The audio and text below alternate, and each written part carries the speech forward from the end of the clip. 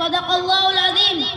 میرے واجب الاحترام حضرات، اساتذہ کرام، علماء کرام اور میرے ہم مکتب ساتھیوں، آج میں آپ کے سامنے جس موضوع پر لفظ کشائی کرنا چاہتا ہوں وہ ہے عظمت قرآن۔ قرآن مجید وہ عظمت والی کتاب ہے جس کے اندر کسی شک و شبہ کی گنجائش نہیں۔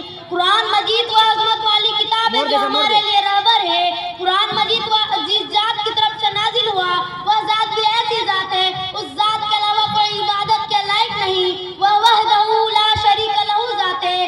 قرآن مجید جس پیغمبر پر اترا وہ پیغمبر تمام انبیاء کا سردار ہے، وہ ایسا پیغمبر ہے جن کی پوری زندگی میں پوری انسانیت کے لیے زندگی گزارنے کا نمونہ موجود ہے۔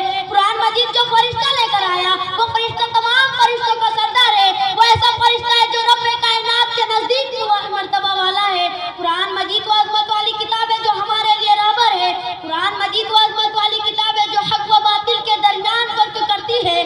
پھر کیوں نہ کہوں یا الہی تو ہمیں عامل قرآن کر دے، یا الہی تو ہمیں عامل قرآن کر دے، پھر نئے سرے سے مسلمان کو مسلمان کر دے۔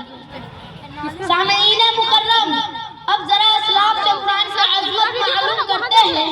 کسی نے امام اعظم ابو حنیفہ سے پوچھا، امام صاحب آپ نے قرآن کو کیسے پایا؟